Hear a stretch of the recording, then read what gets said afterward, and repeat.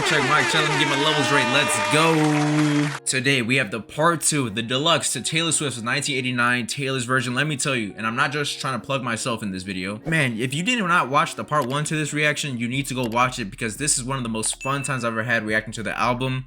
It was an amazing experience. Look, man, all you need to know is if you want the full and uncut reaction, go ahead and support me on my Patreon. It's the sole reason why I'm able to continue to make content, but honestly, just you watching really means a lot to me. Normal talking, without further ado, let's get into the reaction. Alright, man, we got track 14, which is Wonderland. Flashing lights and we took a wrong turn and we fell down a rabbit hole. Ooh, vocals. I'm already liking where this is going. Out of control. Ooh. Didn't they tell us don't rush into things? Didn't you flash your green eyes at me? Haven't you heard? Okay. I'm a new Swiftie, but I do have to say her vocal range is way better than what I expected and what I've heard from the past. Like, she is very like, she has a lot of things in her toolbox, and the way she uses her voice is one of those things, and it really helps when you're a songwriter just like her, because when you pair the two together, just like this is only 33 seconds into the track, already we got something very special.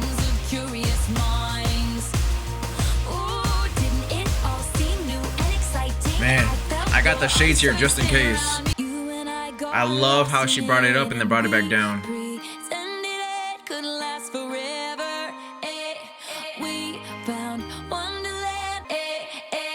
Damn. Ooh.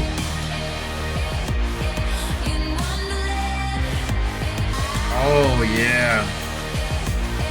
She also does have some variety in her production that really helps me enjoy her music.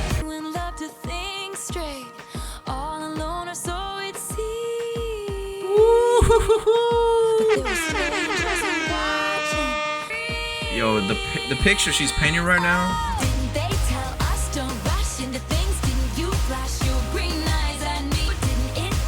Yo, she's in her bag right now. I really do love this song. It has this really great vibe despite some of the bad things she's saying in her lyrics, but oh shit. Alright, let me pause it.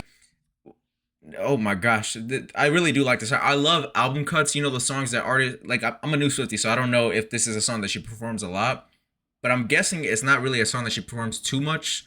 And I love songs like that. Like, the songwriting is a little bit more on the sadder side, where it's like, yeah, we broke up, things haven't gotten better, but it still has a very good feel-good vibe to it, where I can just nod my head, close my eyes, and let the music carry me. I really do fuck with it. I love when she does this to songs, man.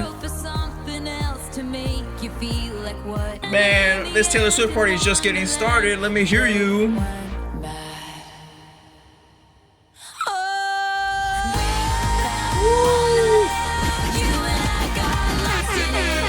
Let's go. Man, the background vocals killing. Yay! Let's go. Oh man, so this is the deluxe now, right? And I guess you guys call them Volt tracks now when she adds songs to the deluxe / the album. Man, I got a lot to learn, but already a very strong start. Again, like I said earlier, I love those album cuts of, you know, those special songs that don't really get too much recognition. I'm assuming this song doesn't really get too much recognition because it's on the deluxe. But man, these songs are like the ones that your favorite artist doesn't really perform too much and you wish they would. I love that song a lot. Now track 15 is You Are in Love. Her production really knows how to set a mood too when you just start the song. One look, dark room, meant just for you. Time moved too fast. Her voice, man. Play it back. All talk, he drives, coffee at midnight. Oh man, she's the chain on your neck. You can hear it. Oh, I knew something was gonna happen. Oh no, you heard that? You. Well, obviously y'all heard it, but you. Oh my gosh. I love that. Everybody in the nosebleeds, whip your hands side to side. I want to see you. I love the smoothness of this right now. He keeps his word. You kiss on sidewalks. Yo, she's really flowing right here. Then you talk. And they added like a subtle guitar. He wakes, strange look on his face. You can feel it on the way home. Her hooks will always be fire, and her bridges. You can see her with the lights up. And why I've spent my whole Like her life voice is low, but it carries like such a strong presence. Cause you can hear it in the silence. Oh yeah, she's fire. Silence. You can feel it on the way home. You were in love. You can hear it Come on, in the Taylor. silence. You Everybody put your lighters in the sky. I wanna see you.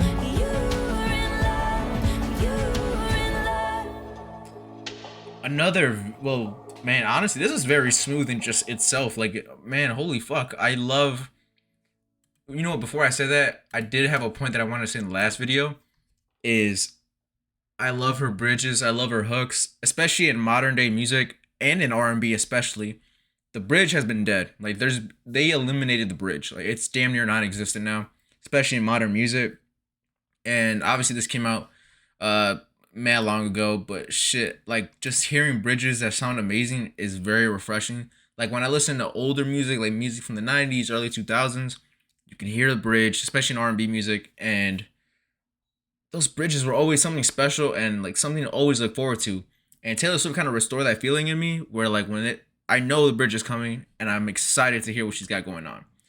Anyways, man, the next track is New Romantics. I have a feeling there's gonna be like an upbeat track. We're all bored. We're all so tired of everything we wait for. Oh, I like her voice on this right now. Messages aren't coming. We show off our different scarlet letters. We play dumb. We know exactly what we're doing. Oh man. We cry tears of mascara. The progressive elements right now are very subtle but amazing. Alright then. Oh shit. Nah, she's speaking facts right here. Cause baby, I can build a castle out of all the bricks they threw at me. As someone who I never really cared about like Taylor Swift anything. Like I never had anything against her. When she released music, I just didn't listen to it for whatever reason. And whenever she came up, she always came up in the media, even though I never checked for Taylor Swift. Like back then I listened to very hardcore hip hop, very underground shit. It's called backpacker music if you ever heard of it. But man, like the amount of times I heard of people or the media talking shit about Taylor Swift, I was like, damn, like even if she was doing those things, so what? Like she's a person. Like, who gives a fuck who she's dating? But man, she could definitely build more than just one castle. Oh yeah, speed it up.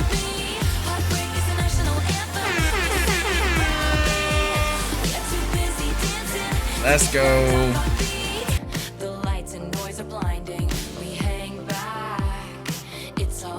She also does have a very interesting choice of melodies.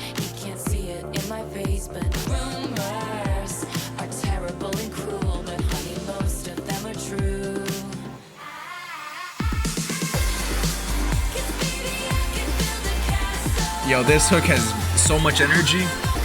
I fucking love when she speeds it up, man.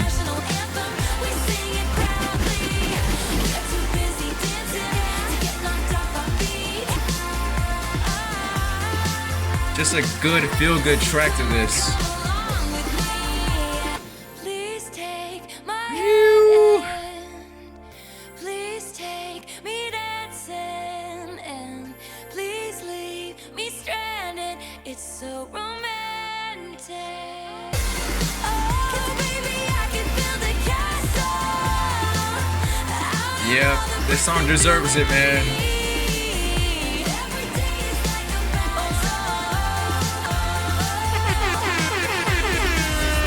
If you ain't on the dance floor, then where the fuck are you at? This Taylor Swift party just got started.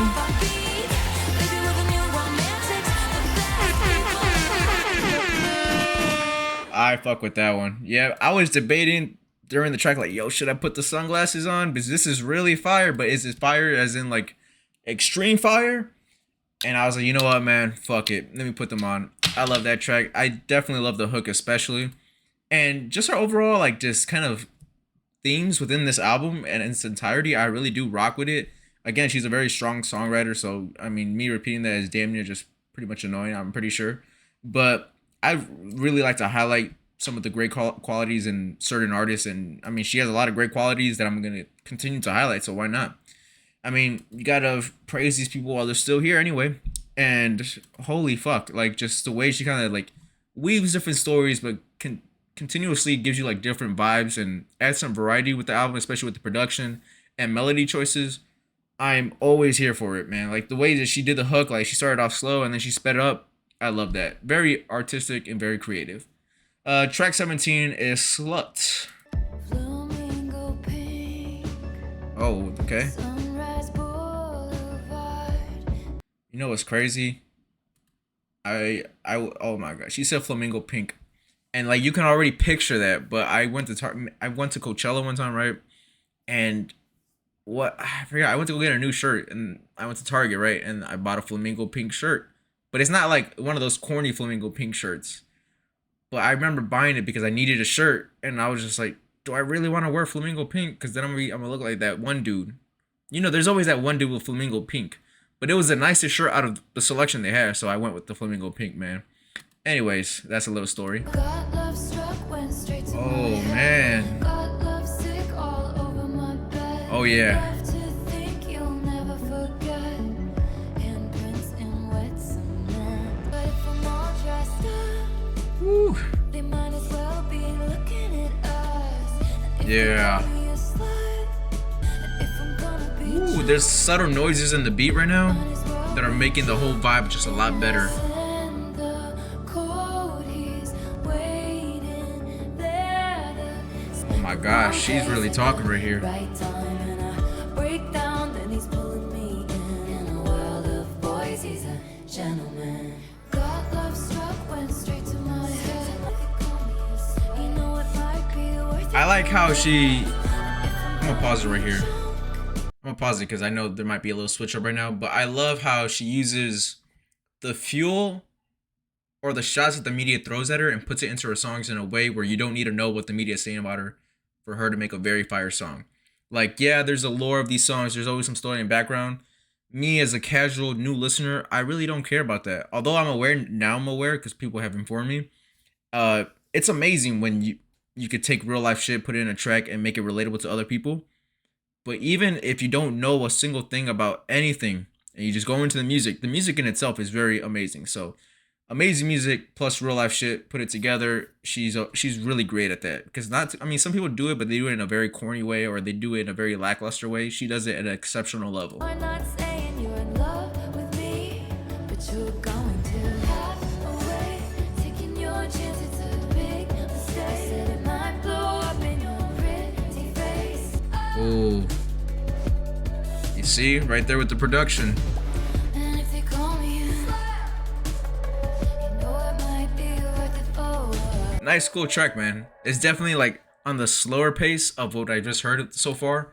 But man, I still really rock with it. She does a great job of sequencing her albums. Like sometimes she'll be very high, and then she'll bring your mood a little bit down, and then give you some more introspective stuff.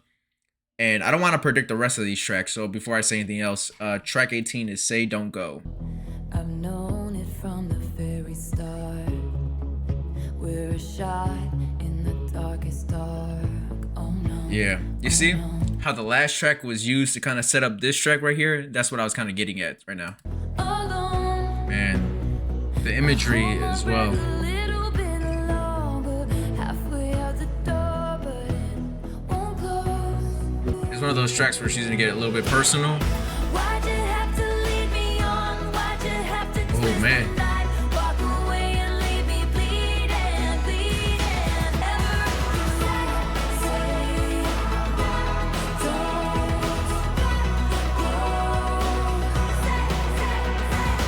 Damn, man. Like, I don't want to keep pausing, but I have to. Because right now I'm just letting the music carry me and I know I gotta say something. But she said, now your silence has me screaming.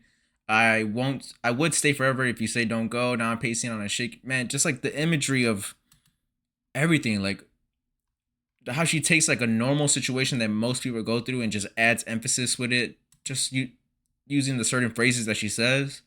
Holy man, man. Kiss you kiss me and it stops time.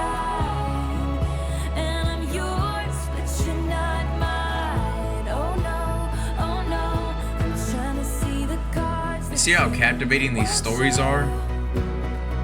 I'm about to fold unless you say don't go. I like how she has that kind of. Oh wait, something's about to happen. Why'd you have to lead me on? Why'd you have to twist the night? Walk away and leave me bleeding, bleeding. Why do you have to make Oh me yeah. want you? Use your Why voice. do you have to give me nothing back? Why do you have to? Oh, I love her background vocals. I said I love you. You say nothing back. Why'd you have to leave me on? Why'd you have to twist the night? The percussive elements are very subtle, but they do such a tremendous job of carrying this production. But you won't. I love when she draws out the beat a little bit and just lets her voice I'll shine. stay forever if you say don't go. And she usually does add a little bit of a guitar in there too. Man, I'm noticing that the second half of the album has taken more of a turn compared to like the first kind of half of the album, the first 13 tracks. I mean, we got some of that in the first 13 tracks, but the first 13 tracks there was a lot more upbeat, kind of grandiose hit makers. And over here, this is where the album cuts are at, and this is kind of like my bag because I love R&B a lot, and this is, although this is pop, this is more like some elements are kind of prevalent in R&B, especially the content matter and just some of like the song structure.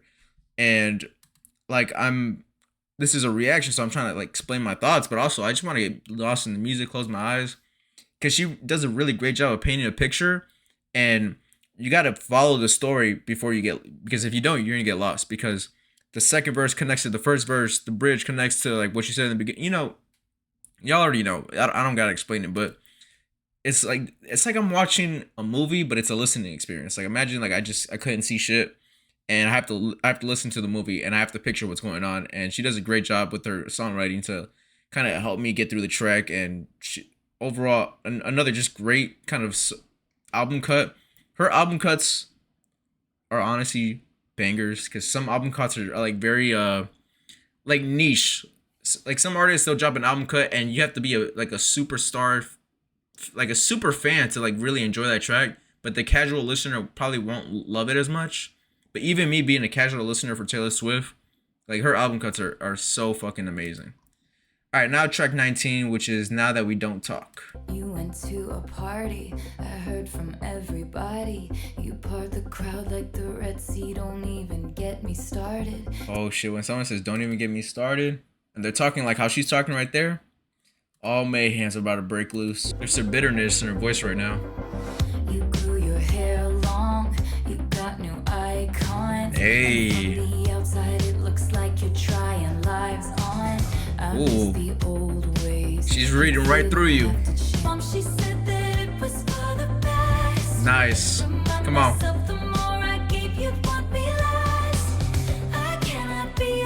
Oh yeah. Come on, Taylor. Oh, okay. Instead of bringing the beat higher, it kind of like settled in. I fuck with this one heavy. Ooh.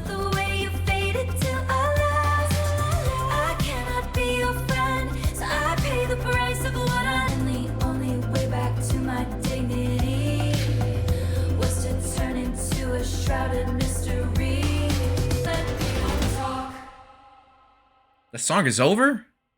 Bro, that was illegal. The song is only 2.5 minutes long. That is illegal. That song needs to be longer. I really do fuck with that track. That was a very great... It kind of served as an interlude, given from what we've heard before and what I'm assuming we're going to hear later, because we got 3 more tracks. But I love that song. That was amazing. A question did pop in my head, though, because I was listening to... I was re-listening to some of the songs from the beef of Kendrick and Drake, and I've noticed Taylor Swift fans, the Swifties, hold Kendrick in a very high regard, as, you know, he's part of the big 3. I think you guys should. And y'all do fuck with Drake too as well. So I'm curious to see how y'all felt about Drake kind of bringing Taylor Swift's name multiple times into the beef, with the tailor-made freestyle. And then when he's like, now we need a verse for the Swifties, he always mentions Taylor Swift, like her business acumen, like not just like her business as in like who she's dating, in terms of her business, her contract structure. I wonder how y'all feel about Drake always bringing up Taylor Swift. This is just me in my hip hop. You know, that's my genre is hip hop. That's where I kind of focus all my personal music taste towards. And now that I kind of delve into this realm of the Swifties, I'm curious as to how y'all looked at the beef and how y'all feel about Drake kind of constantly bringing up Taylor Swift because he does it in his own music as well. And I just want to hear your guys' take on that. All right, man. Now on to the next track, which is track 20, Suburban Legends. You had people who called Oh man, started off right away. marked numbers in my peripheral vision. You were so magnetic. She got straight to the shits, man. Obnoxious, flush with the currency of cool. Come here to make friends. We were born to be suburban legends. When you hold me, it holds I can feel a builder coming. Oh, I thought a drop was coming, but nope. Walking in with you, you'd be more than a chapter in my old diaries. Oh man. Pages ripped out. All right, given the content matter, her talking about school, I'm assuming this is a very, very, very old track because it also says from the Bolt. So I'm assuming these are probably Bad Blood featuring Kendrick. You see, I just gave you guys that question, and I haven't heard the Kendrick verse on this, even though I listen to a lot of Kendrick. But back to this track, I'm assuming from the vault means songs that didn't make the album, but they might be songs from a very, very long time ago. You guys can correct me in the comments if I'm wrong. I can still see it now. I didn't come here to make friends. We were born to be suburban legends. It has a very addicting instrumental. Yeah. Uh-huh. Oh shit. Oh man. Let's go, Taylor.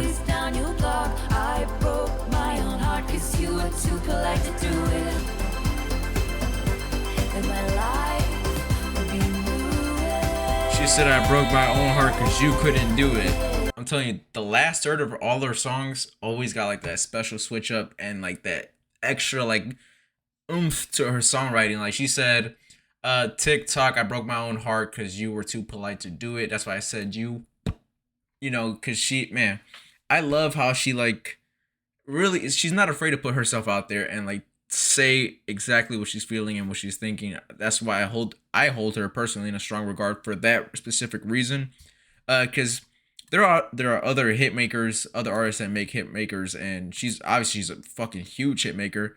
But I mean, in the business of music industry, there are some songs that deserve to have radio play and artists that deserve to be labeled as hit makers, but because of the contract situation and their situations with the label and the music industry, that doesn't always happen.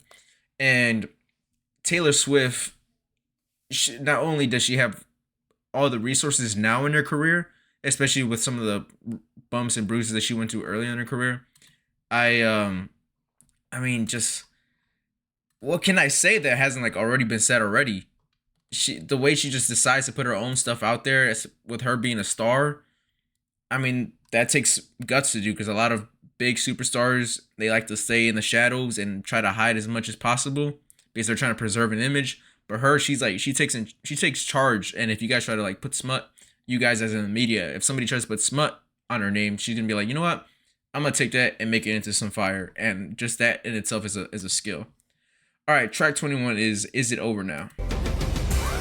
Fast forward to 300, take out oh shit. I see your profile and your smile on unsuspecting waiters.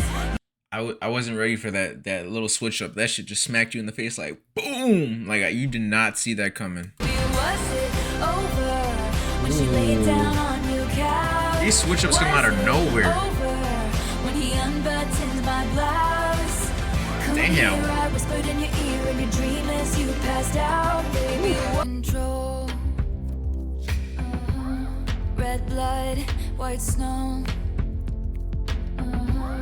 Blue dress on a boat. Your new girl is my clone. Hey, okay. All right. She's getting her shit off right here. I mean, she's always getting her shit off, but when I say she's getting her shit off in Chicago slang, it means like, yo, she's like really talking, but she's talking to a specific person here. And whoever this song is about, whoo, you better get in the studio and become a star, because right now, whoo. Days later, if she's got blue eyes, I will surmise that she'll probably date her. You dream of my mouth before Your new girl is a it calls you clone. liar. And is it over now?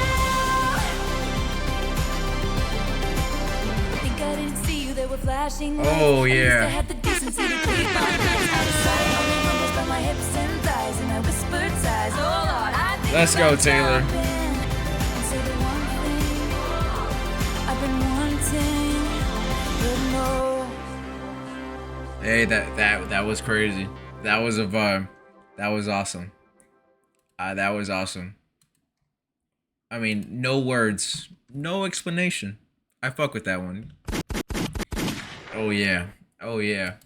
All right, man. Track 22 is Bad Blood. I obviously heard it in the first part of the reaction, but this has a Kendrick verse on here. So now we need a verse. You see, that's what I was talking about earlier. Let's get into this one then. I'll put on the shades for this one because this was fun. I can't take it back. Look where I'm at. We was OG like DLC. Remember that? My DLC was quite OD. I D my facts. Now POV are you and me similar Iraq. No matter what, Kendrick is always gonna fit a song. He's always gonna be able to do something with his voice because that's what is very unique to him is the different voices, the different flows, and you can definitely see right here. This was a little bit like, yo, that's trying to get you to cross over into another genre, but it's still fire though. But me listening to Kendrick and kind of his current works, his past works, you can see this was a little bit like that's cross you over. Oh. Oh, he's got a second verse? Remember when you thought I'd take a loss? Don't you remember? You thought that I would need you. Follow procedure. Remember? Oh wait, you got amnesia. My life, I got money and power, and you gotta live with the bad. Oh, okay. Still all my life I got money. Call back to Good Kid. Yeah, that was pretty fire. I'm not gonna lie to you. Ever since I heard the song in its entirety, the whole entire week I've been singing this. I'd be walking around the gym, I'd be at the house chilling, making myself whatever the fuck, and I'd be saying, now we got bad blood. Yo, I say that phrase way too much. Kendrick has a larger part in the song than I thought he would. I'm definitely gonna be singing this for the rest of the day as well. This Taylor Swift party is coming to an end. Do not drink and drive. Do not drink and drive, ladies and gentlemen. Make sure you take an Uber home. Don't forget to tip the bartender on the way out. All right, man. That is the full and entire 1989 Taylor's version. Let me tell you, man. There's definitely a big switch in terms of sonics when it comes to the first half of the album and the second half, the deluxe slash from the vault tracks. And I'm not mad at it. I really do fuck with it. An album this long, I definitely would want some variety and different sounds and melodies, especially in the production. And she definitely delivers. I mean, she's a very smart businesswoman, especially like not just as an artist. She's smart in like her business acumen, the way she carries herself. And I'm pretty sure, like, she knows she has a very hardcore fan base. She also knows she needs to appeal to a very large and mainstream audience for her music to kind of continue to move forward, and she does it in a very great job. And I mean, she can get a casual listener to me, like me, just to listen to her music and be like, yo, I really fuck with this. This is actually pretty cool. There's some shit on here that I could really do listen to. But she also needs to cater to her fans that have been with her for a very long time, and that in itself is a very, very huge challenge. I mean, it does kind of help to release a very long album, especially 22 tracks. But hey man, if you just the fact you can create a loyal fan base and still continue to put out great music where other people can come along on the ride with you, that in itself says too much. Y'all don't need me to do a deep dive on this because I pretty much did a very large deep dive in the first part of this reaction. But she is amazing. She is obviously going to be here to stay for as long as she wants to. And I can always applaud Taylor Swift no matter what. Even before I listen to her music, I still held her in a very high regard because I know she moves the needle in the music industry. And every hip hop act will move the release date for the album if Taylor Swift is coming. Everybody knows that. So like me not really listening to Taylor Swift music, she's always been a very large part of my understanding of music, and now my understanding of music has kind of increased way more now that I listen to her, and everything's very much put into perspective for me. So honestly, 1989, a very great and amazing listen. Anyways, man, if you enjoy the content, make sure you give it a like. Again, make sure you comment down below what album I should react to next. And if you really rock with me, go ahead and subscribe. And if you really rock with me, go ahead and sign up for the Patreon. Patreon is the sole reason why I'm able to continue to make content. I mean, it keeps this fucking PC setup just on. Really am appreciative of everybody that signs up for the Patreon. Y'all mean the world to me. Thank you so much. And until next time, peace.